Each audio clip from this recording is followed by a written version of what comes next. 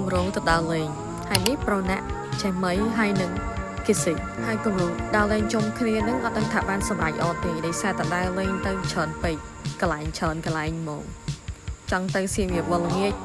កបោដេកវាយប់ហើយនឹងគម្រោងទៅឡើងភ្នំអរ៉ាល់តែអត់ជាក់ស្ដែងគឺអត់ច្បាស់ភាសារឿងជាបន្តឥឡូវមិញនិយាយដល់វគ្គរៀនគ្រប់កសលឥឡូវទៅវគ្គស៊ីបកងហើយកន្លងមិនជីវិតតាណា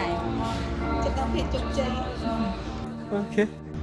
content ណាដល់ធ្វើ content ណា content អស់ហើយកណ្ដឹងធ្វើមិនទៅឥ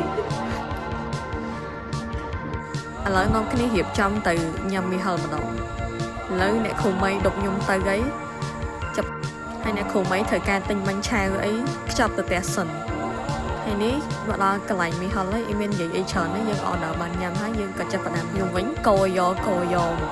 ចាំយូរហើយហើយដល់ពេលយើងទៅផ្ទះ